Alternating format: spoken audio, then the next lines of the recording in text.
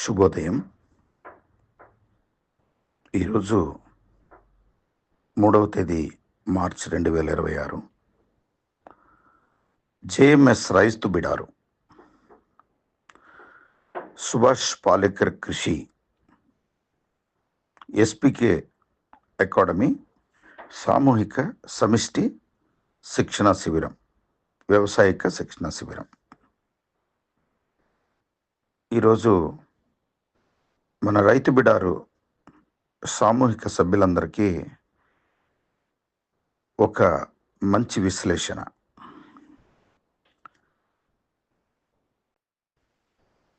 మన రైతు బిడారు ప్రకృతి వ్యవసాయం, ఎస్పీకే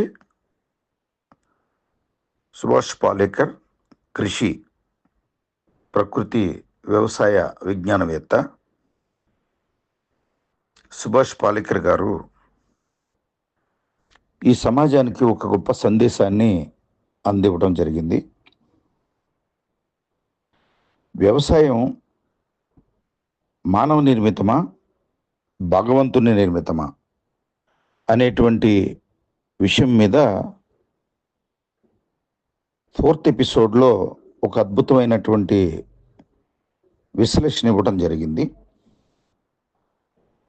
దాన్ని బట్టి మన గ్రామస్థాయి, మండల స్థాయి వ్యవసాయదారులు లేదా నూతనంగా వ్యవసాయ విధానాన్ని చేపడుతున్నటువంటి నూతన వ్యవసాయక సమూహాలన్నీ కూడా గ్రహించవలసినటువంటి అద్భుతమైనటువంటి విలువలు అందించడం జరిగింది. అందులో భాగంగా వ్యవసాయము అనేది ప్రకృతి సిద్ధంగా జరిగేది మాత్రమే, ఇది మానవ నిర్మితం కాదు అనేటువంటి విషయాన్ని విపులీకరిస్తూ మానవ నిర్మిత వ్యవసాయంగా మార్చినందుకు, మానవుని యొక్క సలహాల మేరకు, విజ్ఞానం మేరకు మాత్రమే వ్యవసాయం నిర్వహింపబడుతుంది అని అభూత కల్పనలు కల్పించిన అనేక మందికి చెంపపెట్టు ఈ ప్రకృతి వ్యవసాయ విధానం. కాబట్టి మనిషి మానవ అవతారం ఎత్తిన దగ్గర నుంచి కూడా మనిషికి అవసరమైనది కేవలం ఆహారం మాత్రమే. డబ్బు కాదు, ధనము కాదు, ఆస్తులు కాదు. ఈ భూమి మీద మనిషి పుట్టిన తర్వాత మనిషి పెరగడానికి కావాల్సింది న్యూట్రిషన్స్తో కూడుకున్నటువంటి ఆహారం మాత్రమే. ఆ ఆహారాన్ని తయారు చేసి మనకు అందించేటువంటి అవసరాన్ని మనకు ప్రకృతి మాత్రమే తీరుస్తుంది. కాబట్టి మనిషి జీవనానికి కావలసిన న్యూట్రియంట్స్ అన్నీ కూడా చెట్లు, అడవులు, అనేక రకాలైన పంటలు, వాటిని అవి సృష్టించుకుని ఈ భూమిపైన జడత్వం లేని జీవాలుగా, అంటే కదలలేని జీవాలుగా భూమిపైన విస్తరించి భూమికి సంబంధించినంత వరకు భూమిలో ఉన్నటువంటి అద్భుతమైనటువంటి పోషకాలను న్యూట్రియంట్స్గా మార్చి మనకి పళ్ళ ద్వారా, కాయల ద్వారా, ఆకుల ద్వారా ఆహారంగా ఇచ్చే ప్రక్రియ ఇది. పంచభూతాల సాక్షిగా కనపడని దైవశక్తులైనటువంటి పంచభూతాలు ద్వారా నిర్వహిస్తున్నటువంటి ఒక అద్భుత చర్య. ఇది సైన్స్ కూడా అందనటువంటి చర్య అని మనం చాలా గొప్పగా చెప్పుకోవచ్చు. ఈ విషయాన్ని చాలాసార్లు సుభాష్ పాలేకర్ కృషి వ్యవసాయ మేధావి, 80 సంవత్సరాల మేధావి అనేక సార్లు విశ్లేషించారు. కాబట్టి మనిషికి భూమికి ఉన్న సంబంధం, భూమిపైన చెట్టుకి మనిషికి ఉన్న సంబంధం, వృక్ష జాతులు, జంతు జాతులు, పక్షి జాతులకు ఉన్న సంబంధాల మీద అద్భుత విశ్లేషణ 4th ఎపిసోడ్లో చాలా క్లియర్గా చెప్పడం జరిగింది. ముఖ్యంగా మనిషిని పోషిస్తున్నది వృక్ష జాతులు మాత్రమే. వృక్షాలు, పంటల నుంచి వచ్చినటువంటి ఆహారం మాత్రమే మనం తిని బ్రతుకుతున్నాం. దాన్ని పండించే విధానం కానీ, దాన్ని అభివృద్ధి చేసే విధానంలో కానీ గత 70 సంవత్సరాలుగా ఈ యొక్క వ్యవసాయక నిర్దేశిత సంఘాలు కానీ, రీసెర్చ్ అండ్ డెవలప్మెంట్ ఆర్గనైజేషన్స్ కానీ చాలా వరకు ఫెయిల్యూర్ దశకు చేరుకున్నాయి.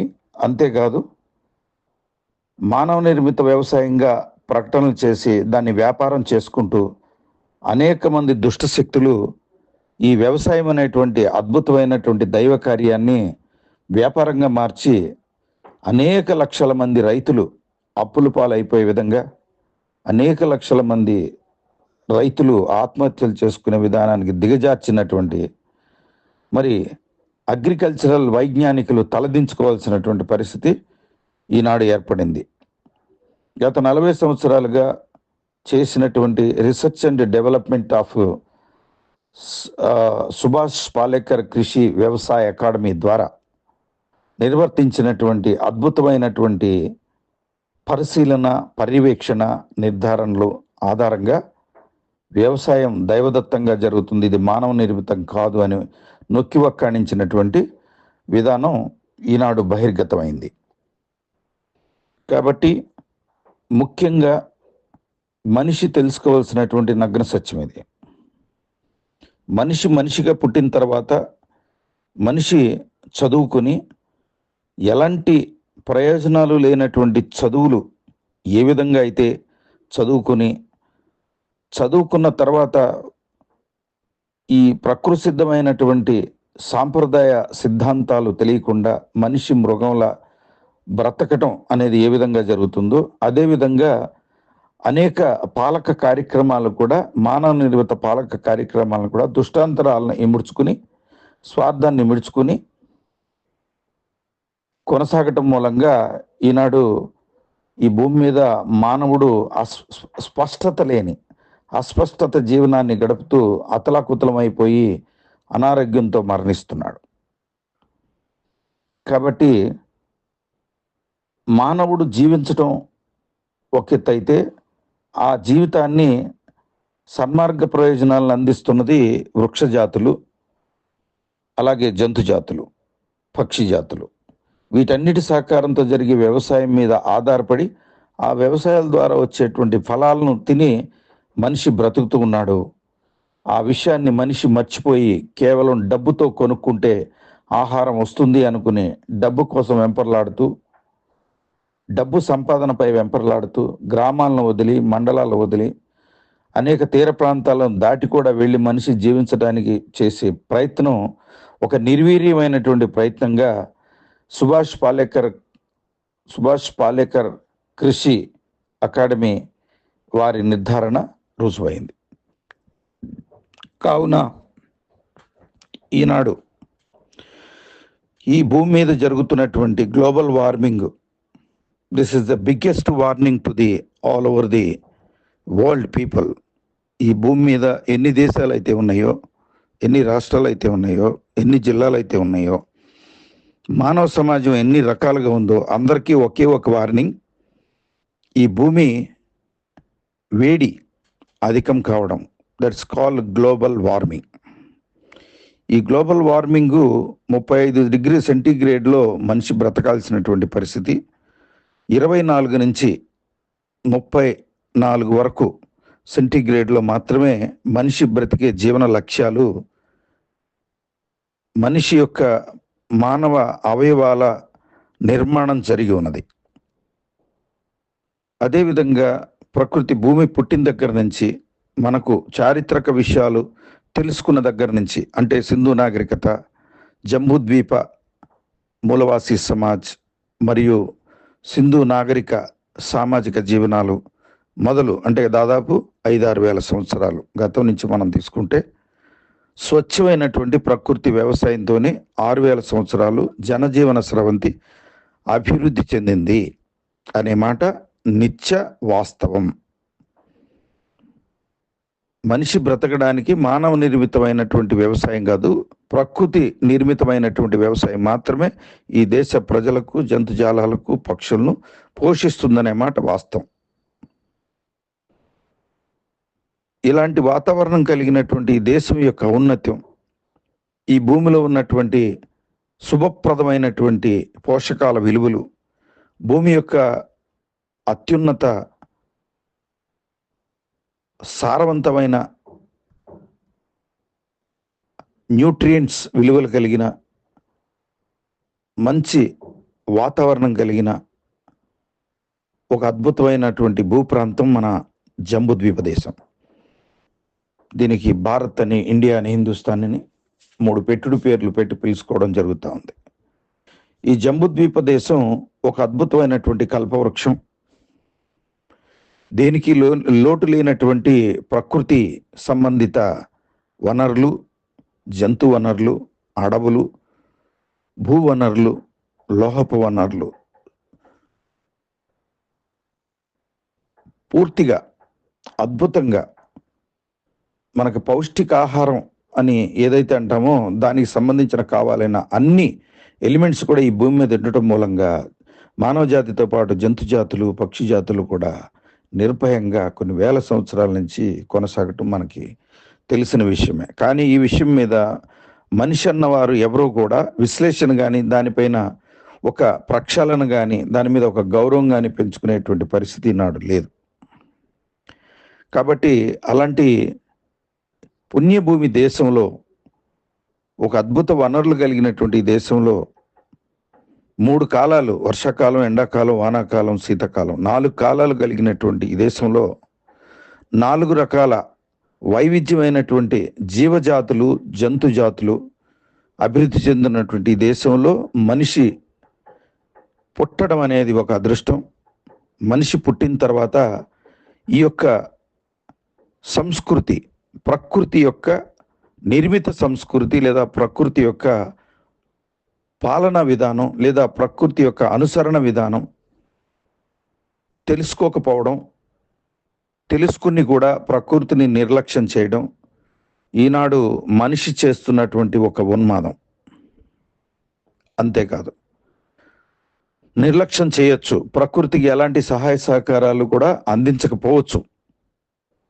కానీ ఈ భూమిని నమ్ముకుని తరతరాలుగా వస్తున్నటువంటి సాంప్రదాయక వృత్తి వ్యవసాయం, ఆ వ్యవసాయాన్ని పాడు చేయకుండా ఉండటం అనేది జరిగి ఉండాలి. కానీ 70 సంవత్సరాలుగా ఈ దేశంలో వ్యవసాయాన్ని పూర్తిగా కెమికల్ మయం చేసి విష రసాయనాలను భూమి మీద ప్రదర్శించి మరి దాదాపు 7 లక్షల గ్రామాలు, మండలాలు కూడా విషతుల్యమైపోయి ఈనాడు బంజరు భూములుగా, బీడు భూములుగా మారి ఆహార ఉత్పన్నం లేనటువంటి భూములుగా తయారై ఈనాడు వ్యవసాయంకు అక్కరకు రాని వ్యవసాయంగా చెడ్డ పేరు సంపాదించి రైతులందరూ కూడా వ్యవసాయాన్ని వదిలేసి, కుటుంబాల సైతం పొలాలు అమ్మేసుకొని వ్యవసాయాలు వదిలేసి, వ్యవసాయాన్ని విస్మరించి అనేక ప్రాంతాలకు వలసలు వెళ్ళి అనేక కొత్త రకాలైన పారిశ్రామిక కూలీలుగా మారి పూర్తిగా వ్యవసాయాన్ని నిర్లక్ష్యం చేయడం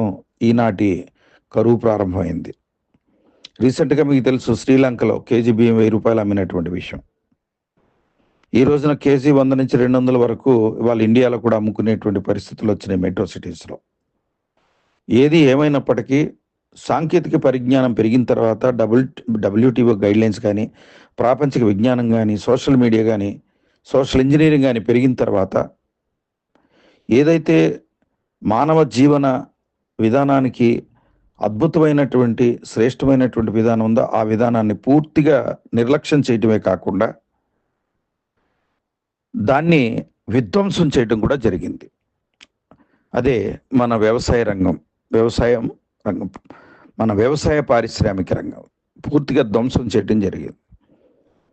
ఈనాడు ఆహార పంటల ఉత్పత్తి కేవలం మందులు వేస్తేనే పండుతాయి, లేకపోతే లేదు అనే పరిస్థితికి తీసుకొచ్చి అనేక విదేశీ కంపెనీలు, విదేశీ ముష్కరులు చేసినటువంటి భారీ వ్యవసాయక కుట్రల మూలంగా ఇవాళ మందులు లేనిదే మనం పంటలు పండించలేము అనేటువంటి స్థితికి ఈ భారతదేశాన్ని దిగజార్చడమే కాకుండా, రైతును అప్పుల పాలు చేయటమే కాకుండా, రైతు ఆత్మహత్యలు చేసుకునే స్థాయికి దిగజార్చిన 70 ఏళ్ల చరిత్ర గురించి ఈ రోజున ఈ భూమి మీద పుట్టిన ప్రతి యువకుడు, కనీసం 5వ తరగతి చదువుకున్నటువంటి యువకుడు సైతం ఆలోచించి తన సొంత ఆలోచన విధానాలతో ఈ యొక్క ప్రకృతి వ్యవసాయం యొక్క అద్భుతాలను, సుభాష్ పాలేకర్ కృషి వ్యవసాయం యొక్క అద్భుతాన్ని గ్రహించి తిరుగుమరుగులు చేసుకోవాల్సినటువంటి బాధ్యత అందరి మీద ఉంది.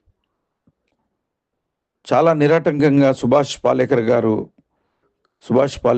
కృషి వ్యవసాయక మేధో జ్ఞాని, ఆయన చాలా క్లియర్గా చెప్తున్నారు. వ్యవసాయం ధ్వంసం చేయబడింది, వ్యవసాయాన్ని వ్యాపారంగా పూర్తిగా మార్చివేయడం జరిగింది. గుత్తాధిపత్య అధికారులు ఆర్థిక ప్రలోభాలకు లొంగి వ్యవసాయాన్ని సర్వనాశనం చేశారు. ఆర్థిక అభివృద్ధి, హైబ్రిడ్ విష రసాయనాలు అంటూ సర్వనాశనం చేసినటువంటి ఈ 70 ఏళ్ల పాపాన్ని కడుక్కోవడానికి కనీసం మనకి ఇంకో 30 ఏళ్ళు పట్టే అవకాశం ఉంది. ఈ 30 ఏళ్లలో కరువు మహమ్మారి మనల్ని ఆవహించి ఇవాళ భూమి మీద జరుగుతున్నటువంటి తాపం అంటే వేడి 55 సెంటీగ్రేడ్కి వెళ్ళేటువంటి అవకాశం ఉందని already world environmental organization announcement చేసింది. ఇప్పటికి 47 వరకు మనం టచ్ చేస్తూనే ఉన్నాం. సో మనిషి జీవన మార్గాన్ని 24 నుంచి 34 లోపు ఉన్నటువంటి వేడిని మాత్రమే తట్టుకునే పరిస్థితి. మనుషులు కానీ, జంతువులు కానీ, పక్షులు కానీ. 40 దాటిందంటే ప్రమాదకరమైన విషయం. కాబట్టి ఇవాళ 55 వరకు గ్లోబల్ వార్మింగ్ వెళ్ళబోతుంది. రాబోయే కాలంలో కొన్ని ప్రాంతాలు, గ్రామాలు నీరు సరఫరా భూమి మీద ఉండదు. భూమిలో ఉన్నటువంటి నీరంతా కూడా ఇమిడిపోతుంది. ఇప్పటికీ మెట్రో సిటీస్లోను, మున్సిపల్ సిటీస్లోను 500 నుంచి 1200 మీటర్ల లోతుకు బోర్లు పడుతున్నాయి. అంటే భూమిని చీల్చి 1200 మీటర్ల లోతుకి వెళ్తే కానీ మనకు నీరు దొరకనటువంటి పరిస్థితి ఏర్పడింది. అంటే భూగర్భ జలాలు అంతరించిపోతున్నాయి, దుర్వినియోగం జరిగినాయి. దానికి అనేక కారణాల్లో ప్రధానమైనటువంటి కారణం కాంక్రీట్ జంగిల్స్. భూమిని, నీటిని ఇమిడ్చుకునే స్థితి లేకుండా సిమెంటు కట్టడాలతో కప్పివేసి మానవ జీవన వాసాలు, మానవులు నివసించేటువంటి సిటీసు, ఆవాస ప్రాంతాలన్నీ కూడా నీటి నిల్వలు లేకుండా ఎండిపోయి 1200 మీటర్ల లోతున బోర్లు వేసి నీరు కరెంటు ద్వారా తీసుకోవాల్సిన కర్మ ఏర్పడింది. ఇంకా కొద్ది కాలం తర్వాత కూడా అవి కూడా అందేటువంటి పరిస్థితి లేదు.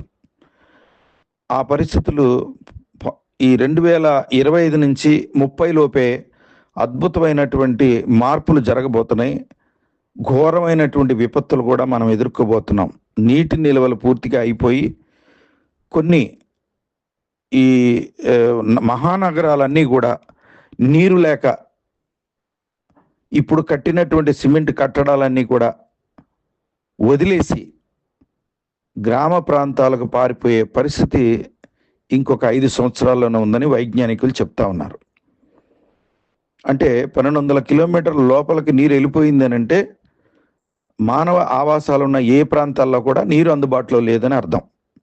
Point number 1.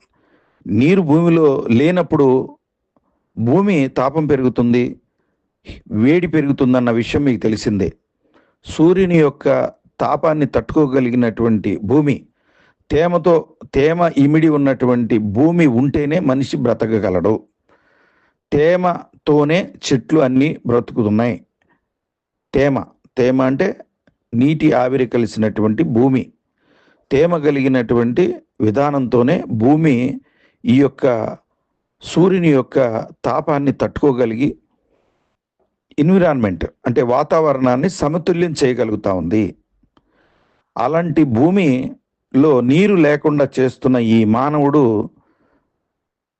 మానవ ఆవాసాలు కలిగినటువంటి అన్ని మహానగరాలన్నీ కూడా నీటికి దూరమై బోర్లు పడకుండా మంచినీరు కూడా అలమటించేటువంటి పరిస్థితులు దాపురించినాయి అని చెప్పడానికి ఒక గొప్ప ఉదాహరణ 1200 మీటర్ల లోతు వరకు బోర్లు నీరు పడకపోవడం.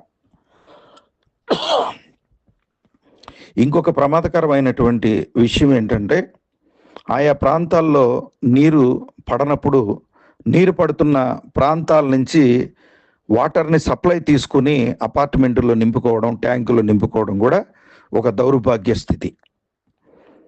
ఆ తర్వాత అంచెలంచెలుగా నీరు దొరకని పరిస్థితుల్లో ఈ రోజున 20 లీటర్ల క్యాను మరి 20 నుంచి 50 రూపాయలు అమ్ముకునేటువంటి పరిస్థితి కూడా దిగజారిన విషయం. 1 లీటర్ వాటర్ బాటిల్ 25 రూపాయలకు కొనుక్కుని తాగాల్సినటువంటి దుర్మార్గమైనటువంటి పరిస్థితికి ఈ కార్పొరేట్ సెక్టర్, విదేశీ ఆర్యవర్తన వ్యాపార సమాజాలన్నీ కూడా పూర్తిగా భారతదేశాన్ని వ్యాపార వస్తువుగా మార్చి నీరుని కొనుక్కుని తాగి బ్రతకండి అని చెప్పి శాసిస్తున్నాయి. అలాగే అపార్ట్మెంట్లకు నీరు సప్లై చేయాలంటే ఒక ట్యాంకర్ 3000 నుంచి 5000 వరకు ఉంది. అంటే మనిషి ఏ రకంగా మారుతున్నాడు, పరిస్థితులు ఏ రకంగా మారుతున్నాయి అని చెప్పి కనీస విశ్లేషణ అటు ప్రభుత్వాలకు కానీ మేధావులకు కానీ లేకుండా ఈ కాంట్రాక్టర్లు లక్షల కొద్ది అపార్ట్మెంట్లు కట్టి 60-70 అంతస్తుల అపార్ట్మెంట్లు కట్టి 1200-1500 మీటర్ల లోతు బోర్లు వేసి భూమిని నీరు లేకుండా చేస్తే మరి ఆ భూమి కింద పెరిగేటువంటి తాపం, సూర్యుని వేడి, ఇమ్యూనిటీ బ్యాలెన్సింగ్ చేయలేనటువంటి ఆ భూమి వేడి పెరుగుతుంది కదా. బాగా వేడి పెరిగిపోయిన తర్వాత ఈ కాంక్రీట్ జంగిల్స్ బంగ్లాల్లో సూర్యుని వేడి తట్టుకోలేని పరిస్థితి. ఈ గోడలు సిమెంట్ గోడలు. ఈ మధ్యకాలంలో పెద్ద భావదరిద్రం ఏంటంటే, మన మట్టి ఇటుకలతో ఇల్లు కట్టడం మానేసి సిమెంట్ ఇటుకలతో ఇల్లు కడుతున్నారు. ఆ సిమెంటు ఇటుకలు వేడిని బాగా రిసీవ్ చేసుకుంటాయి, స్టోర్ చేసుకుంటాయి, రాత్రంతా వేడిని ప్రదర్శిస్తూ ఉంటాయి. అంటే కాలిన కడ్డీలాగా సిమెంట్ కాగి ఉదయం 12 గంటల నుంచి సాయంత్రం 5 గంటల వరకు సూర్యరశ్మిని తీసుకుని కాలిన కడ్డీలాగా తయారయ్యి సాయంత్రం 6 గంటల నుంచి రాత్రి 12-1 గంట వరకు కూడా వేడిని ప్రకటిస్తూ ఉంటుంది అనమాట, వేడిని పంపుతూ ఉంటుంది. కాబట్టి సిమెంటు ఇటుకల ద్వారా, కాంక్రీట్ ద్వారా కట్టినటువంటి గృహాలు, అపార్ట్మెంట్లన్నీ కూడా వేడిగా మన ఇండక్షన్ స్టవ్ లాగా తయారయ్యి మనుషులు బ్రతికేటువంటి పరిస్థితి లేదు. దాన్ని నివారించుకోవడానికి ఇప్పుడు మళ్ళీ 30 నుంచి 70,000 రూపాయలు, దాదాపు 1,00,000 రూపాయల వరకు వెచ్చించి ఏసీలు కొనుక్కుని పెట్టుకుని ఆ ఏసీకి నెలకు 5,000 రూపాయలు కరెంటు కట్టుకుని బ్రతుకుతున్న వైనం హైదరాబాద్, బెంగళూరు, వైజాగ్, ముంబై, గోవా లాంటి ప్రముఖ సిటీలు, దానికి దిగువ స్థాయిలో ఉన్నటువంటి చిన్న సిటీలు సైతం ఈ రోజున ఏసీ పెట్టుకుని 5,000 నుంచి 10,000 బిల్లు కట్టేటువంటి గృహాలు ఉన్నాయి. ఆఫీసులు అయితే లక్షల కొద్దీ కరెంటుకి, ఏసీ వినియోగం ద్వారా అయ్యే కరెంటుకు కట్టుకునేటువంటి పరిస్థితి దాపురించింది. మళ్ళీ ఇంకొక మెట్టు దిగి మనం మాట్లాడుకుంటే కరెంటు ఉత్పత్తి బొగ్గు ద్వారా జరుగుతూ ఉంది. ఈ బొగ్గు నిల్వలు మన గోదావరి గని లాంటి బొగ్గు నిల్వలు ఉన్నటువంటి ప్రాంతాల్లో కోలార్ మైన్స్, ఇవన్నీ కూడా బొగ్గుని భూమిలోంచి తీసేయటం మూలంగా ఒక పక్కన నీరుని భూమిలోంచి తీసేసి, ఇంకో పక్కన బొగ్గులు భూమిలోంచి తీసేసి, ఒక పక్కన రాతి కట్టడాలు మార్బల్స్ని తీసేసి, మరో ప్రక్క అనేక లోహాల నిమిత్తం ఐరన్ ఓర్స్ తీసేసి భూమిని గుల్లగుల్ల చేస్తున్నారన్నమాట. నిజం కాదా? ఈ భూమికి, ఒక బంతి లాంటి భూమికి ఒక పక్కన గుల్ల చేస్తే మరో పక్క భూకంపాలు రావా? ఇప్పుడు భూకంపాలు వస్తున్నాయి, భూమి లోపల పోతుంది, భూమి బద్దలవుతుంది. అనేక చోట్ల, అనేక దేశాల్లో భూకంపాలు, భూ విభజనలు, ఖండాలు సముద్రంలో కొట్టుకెళ్ళిపోయి దీవులు కలుసుకోవడం, దీవులు విడిపోవడం కూడా ఇవాళ మనం సోషల్ మీడియాలో గమనిస్తున్నాం.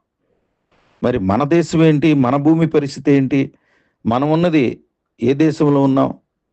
జంబూద్వీప దేశంలో, భారతదేశం అని పిలువబడుతున్నటువంటి ఒక దేశంలో ఈ జంబూద్వీప మూలవాసి జాతీయులైనటువంటి 140 కోట్ల జనాభా కలిగినటువంటి దేశవాసులు ఈ భూమి మీద ఉన్నారు. ఇది భారత భూమి అంటున్నారు, ఇది జంబూద్వీప దేశం అని చెప్పి మేధో వైజ్ఞానికులు అంటున్నారు. ఈ జంబూద్వీప దేశంలో 130-140 కోట్ల జనాభా ఉన్న ఈ దేశంలో గ్లోబల్ వార్మింగ్ తాకిడి ప్రారంభమైంది అని గత 15 ఏళ్లుగా గొంతు చించుకుంటున్నా. మరి ఈ మధ్య స్పేస్ రీసెర్చ్కి వెళ్ళినటువంటి సైంటిస్టులు వచ్చి ఈ భూమి మీద ఐస్బర్గ్స్ ఇప్పటికీ 30% కరిగిపోయినాయి. గత 100 సంవత్సరాల నుంచి 30% కరిగిపోయినాయి. దానికి గ్లోబల్ వార్మింగే బలమైన కారణం. ఆ కరిగిపోవడం మూలంగా మనకి ఏదైతే మనం ఇంట్లో మంచినీళ్ళు తాగడానికి ఒక బిందె మనం పెట్టుకుని సాయంత్రం వరకు తాగుతామో, అట్లాగే మన దేశానికి ఒక బిందె లాంటిది మంచుకొండలు, హిమాలయాస్. అవి కరిగిపోతున్నాయి. కరిగిపోయే నీరన్నీ కూడా నదుల ద్వారా, కాలువల ద్వారా సముద్రంలోకి ప్రవహించి భూమి మీద నీటి సమతుల్యతని లేకుండా చేయటం మూలంగా ఈ రోజున భూమి గ్లోబల్ వార్మింగ్కి ఎదురయ్యి నీటిని భూమి లోపలికి ఇముడ్చుకునే పరిస్థితి లేకుండా ఉండటం మూలంగా కాలువల ద్వారా, నదుల ద్వారా సముద్రంలోకి మునిగిపోయి భూమి యొక్క ఉపరితలం నీటి ద్వారా పెరుగుతుంది. అంటే దాదాపు మద్రాసు, వైజాగ్, గోవా, ముంబై ఇవన్నీ కూడా ప్రాంతాలన్నీ కూడా నీటి ఉపరితల శాతం భూమి లోపలికి వెళ్ళిపోవటం, నీటి ఉపరితలం పెరగటం లాంటిది సైంటిఫిక్గానే కూడా మనకు తెలియవచ్చింది. అంటే ఓవరాల్గా గత 100 సంవత్సరాల నుంచి జరిగినటువంటి మెకాల విధానాలు, ఈ యొక్క భూ ఆక్రమణ, విదేశీ ఆర్యవర్తన యొక్క భూ ఆక్రమణలో జరిగిన యుద్ధాలు, ఘోరాలు, వీటన్నిటి కారణభూతం ఈ జంబుద్వీప దేశం, భారతదేశం అని చెప్పబడుతున్న జంబుద్వీప దేశం సర్వనాశనానికి దిగజారిందని చెప్పడంలో ఎలాంటి సందేహం లేదు. మరి ఆధునిక పరిజ్ఞానం పేరుతో దేశం అభివృద్ధిలో దూసుకుపోతుందనేటువంటి ప్రకటనలు వింటున్నటువంటి ఈ రాజకీయ బోగాట్లో నుంచి వచ్చినటువంటి అనేక తప్పిదాలు, వ్యవసాయ రంగం ఏ రకంగా అయితే కుప్పకూలిపోయిందో అదే రకంగా ఈనాడు పారిశ్రామిక రంగం కూడా కుప్పకూలిపోయింది.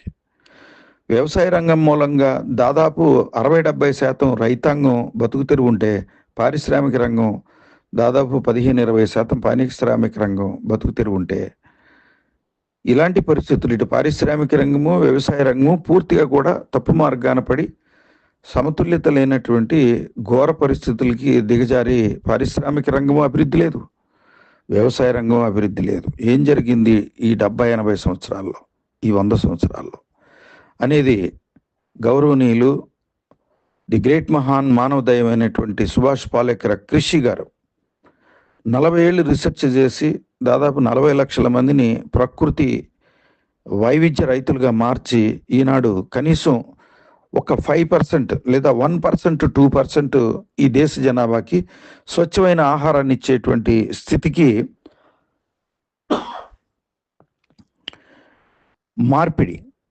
జీవ మార్పిడి జరిగింది. కాబట్టి సుభాష్ పాలేకర్ కృషి గారి యొక్క మేధోజ్ఞానంతో, వ్యవసాయక మేధోజ్ఞానంతో ప్రకృతి వ్యవసాయ విధానం, SPK ప్రకృతి వ్యవసాయ విధానాన్ని 40 లక్షల మందిని రైతులను తయారు చేయటం, కనీసం 1 కోటి మందికి స్వచ్ఛమైన ఆహారం పెట్టే స్థితికి ఒక మహాయజ్ఞాన్ని నెరవేర్చిన మహానుభావుడు ఇస్తున్నటువంటి విజ్ఞానంతో మేమందరం కూడా మాట్లాడాలి. మాలాగే కొన్ని వందల మంది మాట్లాడాలి, వినాలి. రాబోతున్నటువంటి మహమ్మారి, భూతల మహమ్మారి, భూతలంపై ఆవిర్భవించబోతున్నటువంటి గ్లోబల్ వార్మింగ్ అనేటువంటి మహమ్మారి, తుఫాన్లు అనేటువంటి మహమ్మారి, భూకంపాలు అనేటువంటి మహమ్మారి రాకముందే ఈ భూమి మీద పుట్టిన ప్రతి ఒక్క మనిషి కూడా కళ్ళు తెరిచి నడుచుకోవాల్సినటువంటి బాధ్యత అందరికీ ఉంది. ఏదో బతికేస్తున్నాం కదా, ఏదో చేసేసుకుంటున్నాం కదా, ఏదో బానిసత్వం అనుభవిస్తున్నాం కదా, గ్రామాల్లో నుంచి పారిపోయాం కదా, మండలంలో నుంచి పారిపోయాం కదా, బస్తీలకు చేరుకున్నాం కదా, మోడర్న్ క్లాత్లు వేసుకుని మోడర్న్ పద్ధతుల్లో విదేశీ పాశ్చాత్య పద్ధతులన్నీ అలవాటు చేసుకుని సర్వం ఈ జాతి యొక్క సంస్కృతిని పూర్తిగా మరిచిపోయి కనీసం మన ఆహారం మనం పండించుకుని తినే స్థితికి లేకుండా దిగజారిపోయినటువంటి మానవ జాతికి ఒక గొప్ప వార్నింగ్ గ్లోబల్ వార్మింగ్. ఒక గొప్ప వార్నింగ్ ఏంటంటే గ్లోబల్ వార్మింగ్ అంటే 35 నుంచి 55% డిగ్రీల శాతానికి వేడిమి పెరిగి పగలు మనిషి రోడ్డు మీద తిరిగే పరిస్థితి లేకపోవడం. అంటే దాదాపు ఉదయం 11:30 నుంచి సాయంత్రం 4 గంటల వరకు మనిషి రోడ్డు మీద తిరిగే పరిస్థితులు లేవు ఇప్పుడే. రేపు రాబోయే కాలంలో ఉదయం 9 గంటల నుంచి సాయంత్రం 7 గంటల వరకు రోడ్డు మీదకి తిరిగే పరిస్థితులు లేకుండా పరిస్థితులు దిగజారిపోతున్నాయి. అంటే అర్ధరాత్రి వ్యవసాయం చేస్తారా? అర్ధరాత్రి పరిశ్రమలు చేస్తారా? ప్రకృతి సిద్ధాంతం ప్రకారం మానవ శరీర నిర్మితం పగలు మాత్రమే నడయాడాలి, రాత్రులు నిద్రపోవాలి. అలాంటిది పగలు మనిషి బ్రతికే పరిస్థితి లేకుండా అయిపోయింది. కాబట్టి ఇప్పటికైనా సరే సూక్ష్మదర్శులు, మనిషిగా పుట్టిన ప్రతి మనిషి, 1 నుంచి 5వ తరగతి పైన చదివిన ప్రతి మనిషి కూడా వినే జ్ఞానం, అర్థం చేసుకునే జ్ఞానం వాళ్ళ సోషల్ మీడియాలో వచ్చింది. కాబట్టి 1కి 10 సార్లు విని దీని గురించి ఆలోచించి మార్పు కోసం అందరూ ప్రయత్నించకపోతే అకాల మరణాలు రాబోతున్నాయి, భూకంపాలు రాబోతున్నాయి, గ్లోబల్ వార్మింగ్ రాబోతుంది. నీరు దొరకకుండా నీటి కోసం అలమటించి నీటి యుద్ధాలు జరిగే పరిస్థితి ఇప్పటికే ప్రారంభమైంది. ఇవాళ మన దేశం పాకిస్తాన్పై ప్రకటించిన యుద్ధంలో మొట్టమొదటగా నీటి సరఫరా ఆపివేయటం జరిగింది. అంటే నీటి యుద్ధాలు ప్రారంభమైనాయి. ఏనాడో బ్రహ్మంగారు చెప్పారు, ఎంతోమంది సైంటిస్టులు చెప్పారు, నీటి యుద్ధాలు ప్రారంభం అవబోతున్నాయి. ఇది పాకిస్తాన్తో నీటి యుద్ధం ప్రారంభమైంది. మరి గోతికాడ నక్కల తొంగి చూస్తున్నటువంటి చైనా భూభాగం అంతా కూడా జనం పెరిగిపోయి భారతదేశాన్ని ఆక్రమించాలని చేస్తున్నటువంటి దుష్ట ప్రయత్నాన్ని అనేక దేశాలు ప్రతినిధులు ఆపుతున్నారు ఇప్పుడు. కాబట్టి ఈ సమయం మనకు మంచి సమయం. మళ్ళీ జరిగిన నష్టాలన్నీ పూడ్చుకుని ఈ దేశాన్ని బాగు చేసుకునే సమయం. ఈ దేశానికి ఏదైతే సమతుల్యత ఉందో, నీటి సమతుల్యత ఉందో, వాతావరణ సమతుల్యత ఉందో, వీటన్నిటినీ కూడా రీప్రొడ్యూస్ చేసుకునేటువంటి అవకాశం మనకి ఇంకా అది 10-20 సంవత్సరాల లోపు ఉంది. 10-15 సంవత్సరాల లోపు ఉంది. ఈ 10-15 సంవత్సరాల్లో దేశ ప్రజలందరూ కలిసి ప్రకృతి సమతుల్యతకు పాటుపడితే 15 సంవత్సరాల తర్వాత మనుగడ ఉంటుంది. లేదంటే మనకి 15 సంవత్సరాల తర్వాత గ్లోబల్ వార్మింగ్తో మరణాలు ప్రారంభమవుతాయి. నీటి లోపాలతో కొన్ని మెట్రో సిటీస్ అన్నీ కూడా బిల్డింగ్లు ఖాళీ చేసుకుని పల్లెటూర్లకు పారిపోయే పరిస్థితి వస్తూ ఉంది. చాలామంది హైటెక్ కట్టడాలు కడతా ఉన్నారు. హైదరాబాదు, బెంగళూరు, విశాఖ నగరాలు లాంటి ప్రాంతాల్లో హైటెక్ కట్టడాలు 60-70 అంతస్తులు కడుతున్నారు. ఇవన్నీ కూడా రాబోయే కాలంలో ఖాళీ డబ్బాలుగా తయారు కాబోతున్నాయి, కుప్ప కూలబోతున్నాయి. అన్నీ కూడా 10 సంవత్సరాల లోపే జరగబోతున్నాయి. కాబట్టి పాశ్చాత్య పోకడలు పక్కన పెట్టి స్వదేశీ మూలవాసి నైతిక సిద్ధాంతాలు తెలుసుకుని సుభాష్ పాలేకర్ కృషి వ్యవసాయ విధానాన్ని అర్థం చేసుకుని ఈ భూమి మీద పుట్టిన ప్రతి కుటుంబం కూడా వ్యవసాయానికి మార్గదర్శకం చేయాలి, వ్యవసాయానికి పెట్టుబడులు పెట్టాలి, వ్యవసాయం చెయ్యాలి లేదా చేయించాలి. లేకపోతే ఆహారం దొరికే పరిస్థితి లేదు, నీరు దొరకదు, గ్లోబల్ వార్మింగ్, ఆహారం దొరకదు. ఇప్పటికే 100 సంవత్సరాల నుంచి మెకాలే కెమికల్ విష వ్యర్థాల ద్వారా వ్యవసాయం చేస్తే అధిక దిగుబడులు వస్తాయని, మరి మారుజాతి వంగడాలు, కెమికల్స్, అనేక రకమైనటువంటి విషరసాయనాలను వాడి ఈ భూమిని సర్వనాశనం చేయడం జరిగింది. ఈనాడు పంటలు పండే పరిస్థితి లేకుండా అయిపోయింది. ఈనాడు సుభాష్ పాలేకర్ కృషి వ్యవసాయ ఆధారిత విధానం కనుక లేకపోతే మనుషులు 10 ఏళ్లలో మాడి చచ్చిపోయే పరిస్థితులు, ఆహారం దొరక్క కొట్లాడుకునే పరిస్థితులు, ఈ బిగ్ బజార్ లాంటి పెద్ద పెద్ద మాల్స్ని దోచుకుని తినే పరిస్థితులు అతి కొద్ది సంవత్సరాల్లో, ఒక 5-6 సంవత్సరాల్లోనే ప్రారంభం కానున్నాయి. ఎంతకాలం దోచుకుంటాం? బిగ్ బజార్, డిమార్ట్ లాంటి స్టోర్లో ఒక నెలకు సరిపోని ఉంటాయి. నెల రోజుల తర్వాత ఎక్కడ దోచుకోవాలి? అప్పుడు వస్తుంది అందరికీ పంటలు పండించాలి, వ్యవసాయం చేసుకోవాలని. అప్పుడు అనుకుంటే కనీసం 15-20 సంవత్సరాలు పడుతుంది మళ్ళీ ప్రకృతి వ్యవసాయాన్ని పునర్నిర్మాణం చేయాలంటే. ఎందుకంటే నీటి వనరులు ఉండవు, జంతు వనరులు ఉండవు, జంతువులు చచ్చిపోతాయి. జంతు సహకారం కావాలి మనకి, ఆవు, నంది కావాల్సిందే. మరి నీటి వనరులు లేని చోట పంటలు పండించాలనే ధైర్యం రాదు. పక్షి జాతులు చనిపోతాయి, పక్షి జాతుల మూలంగా పంటలు పండుతున్నాయి, అడవులు అరణ్యాలు ఎదుగుతున్నాయి. పక్షులు మరణించడం మూలంగా ఎండవేడికి అడవులు కూడా మాడిపోతాయి. అడవులు కూడా మాడిపోతే జరిగే గ్లోబల్ వార్మింగ్ 60-70కి వెళ్తుంది. దాంట్లో రోజుకి కొన్ని వేల మంది చనిపోయి మానవ 140 కోట్ల జనాభా రోజు 1 కోటి మంది చనిపోయే పరిస్థితులు దాపురిస్తూ ఉన్నాయి.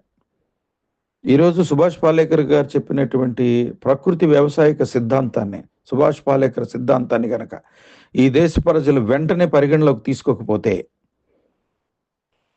సర్వము నాశనం అయ్యేటువంటి పరిస్థితి ఉంది.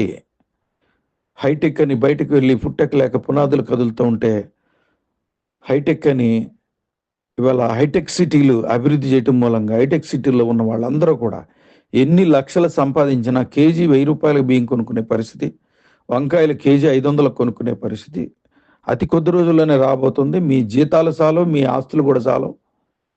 అది కొద్ది కాలం బతికిన తర్వాత అవి కూడా కొనలేని పరిస్థితి వచ్చినప్పుడు ఈ హైటెక్ టెక్నాలజీ ఏ రకంగా ఆహారంగా ఉపయోగపడుతుంది?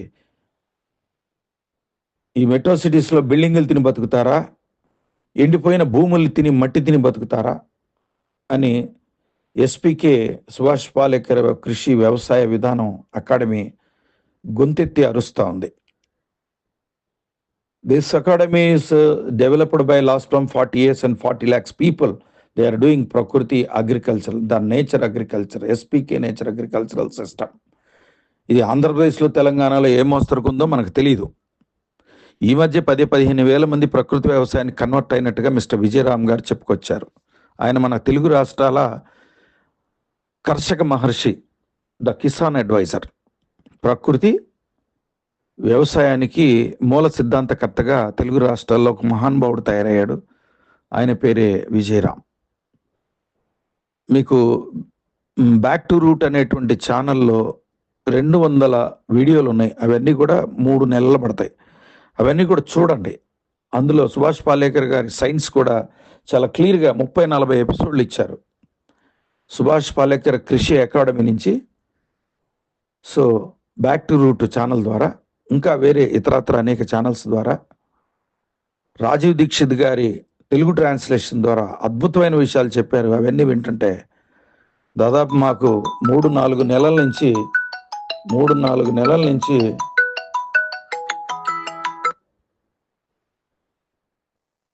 నిద్ర పట్టే పరిస్థితి లేకుండా దీనిపైన మేము కూడా రీసెర్చ్ అండ్ డెవలప్మెంట్ ప్రోగ్రాం కింద ఈనాడు జంబుద్వీప మూలవాసి సమాజ్ అనేటువంటి నేషనల్ ఆర్గనైజేషన్ రైతు బిడారు శిక్షణ పేరుతో అనేక గ్రామాల్లో, మండలాల్లో అవేర్నెస్ ప్రోగ్రామ్స్ అభివృద్ధి చేసుకుంటూ వస్తున్నాం. ఈ అవేర్నెస్లో ఉన్నప్పుడు ఇంత పెద్ద సైన్స్ని గ్రామస్థాయి ప్రజలకి, గ్రామస్థాయి వ్యవసాయదారులకు అర్థమవుతుందా అంటే, ఒక రకంగా చెప్పాలంటే హై డెన్సిటీ ఐడియాలజీ. ఎస్పీకే ప్రకృతి వ్యవసాయం అనేది హై డెన్సిటీ ఐడియాలజీ.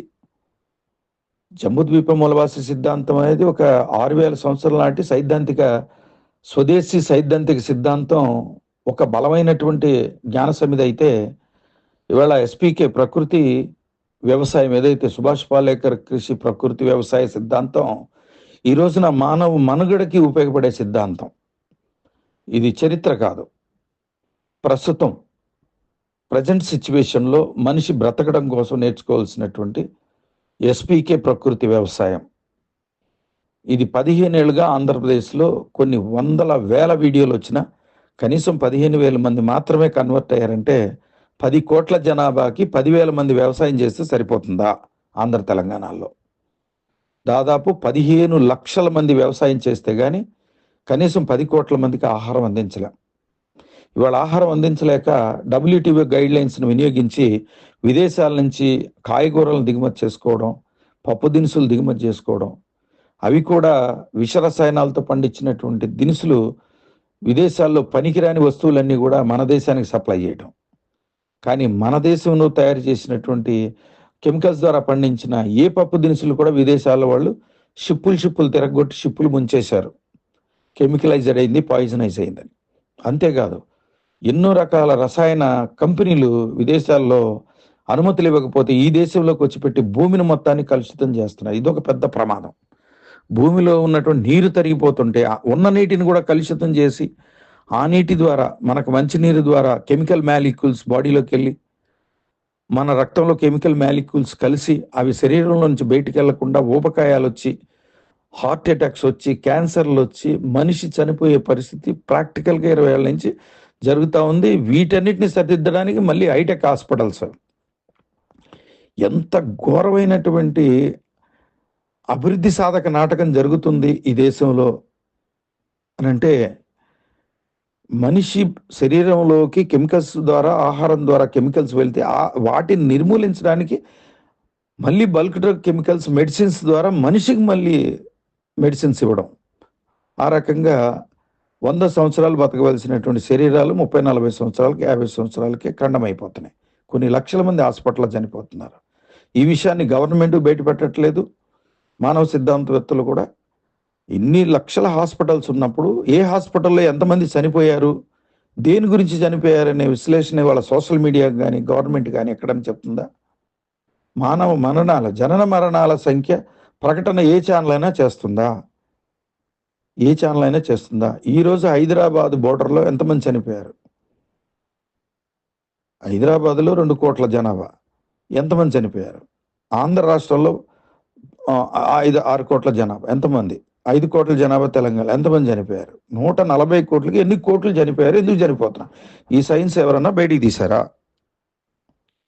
ఇలాంటి వికృత విధానాలు ప్రకటించి ప్రజల్ని అవేర్నెస్ చేయాల్సినటువంటి అనేక రకమైనటువంటి వ్యవస్థలు కూడా కార్పొరేట్ స్వార్థంతో నీళ్ళు అమ్ముకోవడం, ఏసీలు పెట్టుకుని కరెంట్ అమ్ముకోవడం, అలాగే ఇవాళ ఆక్సిజన్ అందకపోతే సిలిండర్లు పెట్టి ఆక్సిజన్ కూడా అమ్ముతున్నారు ఇళ్లలో. అంటే ప్రకృతిని ఎంత భయంకరంగా క్యాష్ చేసుకుంటున్నారు. నిజమైన సహజ సిద్ధమైన ప్రకృతి వ్యవసాయ సిద్ధాంతం కానీ, భూరక్షణ సిద్ధాంతం కానీ, పంచభూతాల పరిధిని కానీ దాటి ఎందుకు ప్రవర్తించి ఇంత ఘోరమైనటువంటి వ్యాపార సరళిని అభివృద్ధి చేశారు మానవుడు అనేది, తన గొయ్యిని తనే తవ్వుకున్నాడనే మాట వాస్తవం. తవ్వింది 10 మందే, కానీ ఆ గోతులో పడి చచ్చిపోయేది 1,00,000 మంది కదా. కాబట్టి ప్రజలందరూ అవేర్నెస్కి రావాలి. జరుగుతున్నటువంటి వితండవాదాన్ని కంట్రోల్ చేయడానికి ముందుగా కెమికల్ వ్యవసాయం ఆపేయాలి. నీరు అమ్ముకునే విధానాన్ని ఆపగలగాలి. స్వచ్ఛమైన నీరు ఉచితంగా అన్ని ప్రాంతాల్లో దొరికే విధంగా ఉండాలి. నీటి తీరువాలు జరగాలి, నదుల అనుసంధానం జరగాలి, చెరువుల నిర్మాణం జరగాలి. నీటిని వృధా కాకుండా భూమిలో ఇమిడ్చే ఒక సైద్ధాంతిక విధానాన్ని పాటించి ఇంకుడు గుంతలను అభివృద్ధి చేసి మనకి వర్షాల ద్వారా వచ్చేటువంటి, రేపు జూన్ నుంచి వచ్చే వర్షాల ద్వారా వచ్చేటువంటి వానల్ని భూమిలోకి ఇంకడం కోసం జై జన్మభూమి అంటూ ఇంకుడు గుంతలు తీసి భూమిలోకి నీరు వెళ్ళే విధంగా ప్రజలు గనక స్వచ్ఛంద సేవలు గనక చేయకపోతే మంచినీటికి మాడి మసైపోతారనే విషయం ఇవాళ ఎస్పీకే అకాడమీ చాలా క్లియర్గా తెలియజేస్తూ ఉంది. అందుకే రైతు బిడారు శిక్షణ విధానాలు గ్రామ గ్రామానికి, మండలానికి అభివృద్ధి చెందించాలని వాట్సాప్ ద్వారా అసలు విషయాలు బయటపెడుతున్నాం. కాబట్టి మిత్రులారా, ఒక వ్యవస్థ ఈ దేశం పైన మానవ మనుగడ, చారిత్రక మనుగడ ఏంటని రీసెర్చ్ చేసినటువంటి 2012లో పుట్టినటువంటి జంబూద్వీప మూలవాసి సమాజ్ అంటే ఈ యొక్క చారిత్రక సిద్ధాంతం, the ancient history research programmer, JMS సిద్ధాంతకర్తల శతసహస్ర మేధవర్గ సమాజం ఈ పరిస్థితులను అర్థం చేసుకుని ఈ రోజున రైతు బిడారు శిక్షణ విధానాలను ప్రారంభించి అనేక గ్రామాల్లో శిక్షణా తరగతులు స్వయం సమృద్ధిగా డీసెంట్రలైజ్డ్ ఆర్గనైజేషన్గా ప్రతి మండలానికి, గ్రామానికి ఒక సమితి ఏర్పాటు చేసి వాళ్ళకి అర్థమయ్యే విధంగా చెప్పే విధంగా సోషల్ ఇంజనీరింగ్ చేశాం. కాబట్టి మీరందరూ కూడా మీ గ్రామంలో రైతు బిడారు శిక్షణ విధానాలు కొనసాగించడానికి కావాల్సిన నాలెడ్జ్ని డెవలప్ చేసుకోవడానికి మీరు ఈ రైతు బిడారు గ్రూపులో తప్పనిసరిగా ఉండాలి. ఉండటమే కాదు, మీతో పాటు మరొక 10 మందినో 20 మందినో ఈ గ్రూప్లో జాయిన్ చేసి వాళ్ళకు కూడా మీరు విజ్ఞానం నేర్పలేరు కాబట్టి, మీరు చెప్తే వినలేరు కాబట్టి, రైతు బిడారు శిక్షణ విధానాల్లో మేధావులు మాట్లాడుతున్నారు కాబట్టి మేధావులు మాట్లాడినటువంటి మాటలు ఈ రోజున యూట్యూబ్లో కూడా చూసి విని చదువుకుని అర్థం చేసుకునే స్థితి లేకుండా బండబారిపోయింది పరిస్థితి. కారణం ఏంటంటే ఇవాళ సోషల్ మీడియాలో వక్రీకరణ, సోషల్ మీడియా ఎంటర్టైన్మెంట్లో పడిపోయి ఇవాళ చదువుకున్న వాళ్ళు సైతం భావదరిద్రపు వీడియోలు చూడడం తప్పితే సామాజిక నేపథ్య వీడియోలు, చారిత్రక వీడియోలు, లేదంటే ప్రకృతి వ్యవసాయ వీడియోలు చూసి సిద్ధాంతాన్ని నేర్చుకుని ప్రతిబింబించే స్థితి లేకుండా పోయింది కాబట్టి మళ్ళీ వాట్సాప్ గ్రూపుల ద్వారా గ్రామ స్థాయికి వాయిసుల ద్వారా మేము ఈ విజ్ఞానాన్ని అందించడం జరుగుతూ ఉంది. కాబట్టి మరి జై రైతు బిడారు అనంటూ జై ఎస్పీకే ప్రకృతి వ్యవసాయం వర్ధిల్లాలి అంటూ రైతు బిడారుకు శిక్షణా శిబిరాలకు నిర్విరామంగా హాజరుకండి. ఈ దేశానికి జంబూద్వీప మూలవాసి సమాజ్ యొక్క దేశానికి మానవ దైవమైనటువంటి సుభాష్ పాలేకర్ గారు 40 సంవత్సరాలు చేసిన కృషికి ఆయన ఫోటో అందరి ఇళ్లలో పెట్టుకుని ఆయనకు సంబంధించినటువంటి 50 శిక్షణా తరగతులు బ్యాక్ టు రూట్ ఛానల్లో ఉన్నాయి కాబట్టి అవన్నీ కూడా ఒక 50 రోజులు కంటిన్యూగా చూడాలని మేము రైతు బిడారు ద్వారా విజ్ఞానవంతులందరికీ, తెలియగల వాళ్ళకందరికీ కూడా విజ్ఞాపనలు చేయడం జరుగుతూ ఉంది. కాబట్టి ఆత్మీయ బంధువులారా, రక్త సంబంధికులారా, మూలవాసులారా, ఆదివాసులారా, రైతాంగ సోదరులారా, చదువుకున్న విద్యా వైజ్ఞానిక మేధావులారా, సాఫ్ట్వేర్ కంపెనీలు నిర్వహిస్తున్నటువంటి ధన కుబేరులారా, మీరందరూ కూడా మళ్ళీ గ్రామానికి తిరిగి రావాలి. ఒక గ్రామంలో ఉన్న 5,000 మంది బతకాలంటే ప్రకృతి వ్యవసాయం రావాలి. ఆ ప్రకృతి వ్యవసాయానికి కావాల్సిన పెట్టుబడులు మీరు పెట్టాలి, కావాల్సిన సామాగ్రిని అందించాలి, పశుపక్షాదులను అందించాలి. అందరూ కూడా బ్యాక్ టు రూట్ పేరుతో మళ్ళీ గ్రామాలకు తిరిగి రండి. మీ గ్రామాల్లో ఉన్న భూములను అమ్ముకోకుండా వాటిని పాడి పంటలతో చక్కటి నందనవనాలుగా తయారు చేసి చిట్టడవులు తయారు చేసి ప్రతి గ్రామంలో ఒక చిట్టడవి తయారు చేసి మళ్ళీ ఈ యొక్క వాతావరణ సమతుల్యతను కాపాడటం కోసం అందరూ కూడా నడుం కట్టాలని ఎస్పీకే అకాడమీ విజ్ఞాపన చేస్తుంది. సుభాష్ పాలేకర్ కృషి అకాడమీ విజ్ఞాపన చేస్తుంది. దాన్ని ప్రచార కసరత్తు రైతు బిడారు తెలుగు రాష్ట్రాల్లో విజ్ఞాపనలు చేస్తూ అనేక సోషల్ మీడియా గ్రూపుల్లో ప్రచారాన్ని అందిస్తుంది. కాబట్టి వీటన్నిటిని కూడా గ్రహించినటువంటి మీరు తప్పనిసరిగా జై రైతు బిడారు, జై ఎస్పీకే ప్రకృతి వ్యవసాయం అంటూ నినాదాలు తీసుకుని మీకు వేరే శిక్షణా విధానాలను నిర్మించుకుని మేధావులను పిలుచుకుని చక్కటి ప్రకృతి సహకారానికి తప్పనిసరిగా మీరు సహాయ సహకారాలు అందించాలి. ఇంకొక ముఖ్యమైన విషయం ఏంటంటే ఆంధ్ర రాష్ట్ర ప్రజలందరికీ కఠినమైనటువంటి సుభాష్ పాలేకర్ కృషి విధానం సిద్ధాంతకర్తల ద్వయం దట్స్ కాల్ ఎస్పీకే బిడారు ఏమంటుందంటే, వ్యవసాయ బిడారు ఏమంటుందంటే, కాంక్రీట్లీ డెసిషన్ ఇస్ గివింగ్. ప్రతి మనిషి భూమి మీద పుట్టినవాడు సగం సమయాన్ని ఈ భూమి సేవకు వాతావరణ సమతుల్యతకు సమయాన్ని కేటాయించాలి, సగం సమయాన్ని మీ జీవితాలకు వాడుకోవాలి అని చాలా క్లియర్గా చెప్తా ఉన్నారు. కాబట్టి ప్రతి మనిషి కూడా వాతావరణ సమతుల్యత, ప్రకృతి వ్యవసాయానికి సగం సమయాన్ని కేటాయించాలి. ఒకటి చేతనైతే దిగి వ్యవసాయాన్ని చేయటం, భూములు కొనుక్కొని, లేదంటే వ్యవసాయం చేసే వాళ్ళకి ఆర్థిక మూలాలు, శారీరక శ్రమ దానం చేసి ఈ ప్రకృతిని మళ్ళీ నిలబెట్టే ప్రయత్నం చేయాలని రైతు బిడారు ద్వారా ఈ యొక్క సోషల్ మీడియా గ్రూప్ల యొక్క మన బిగ్ ఫారెస్ట్ ఛానల్ ద్వారా మీ అందరికీ కూడా తెలియచేయడం జరుగుతూ ఉంది. ప్రతిరోజు ఒక వాయిస్ వినటం, ప్రతిరోజు ఒక వీడియో వినటం చేసే మీ యొక్క పరిణితి చెందినటువంటి విజ్ఞానాన్ని మలిదశ విజ్ఞానంగా అందరూ కూడా ప్రతి మనిషి 2-3 గంటలు లేదా 6 గంటలు వ్యవసాయానికి కేటాయించి గ్లోబల్ వార్మింగ్, భూమి యొక్క తాపాన్ని తగ్గించి మళ్ళీ మన మానవ జాతి బ్రతకడం కోసం, జంతు జాతులు బ్రతకడం కోసం మీరు సమయాన్ని కేటాయించి రంగంలోకి దిగాలని ఎస్పీకే అకాడమీ, సుభాష్ పాలేకర్ కృషి అకాడమీ నిర్ధారించింది. దానికి జేఎంఎస్ రైతు బిడారు ప్రచార సమితిగా సేవలు అందిస్తుంది. జై మూలవాసి, జై రైతు బిడార్, జై ఎస్పీకే ప్రకృతి వ్యవసాయం వర్ధిల్లాలి. మరిన్ని వాయిసులతో రైతు బిడార్ గ్రూపులో మళ్ళీ కలుద్దాం. ఇట్లు అడవి భీమన్న ఫ్రమ్ విశాఖ జిల్లా అండ్ హైదరాబాద్. జై మూలవాసి, జై జేఎంఎస్, జై రైతు బిడార్, జై ఎస్పీకే.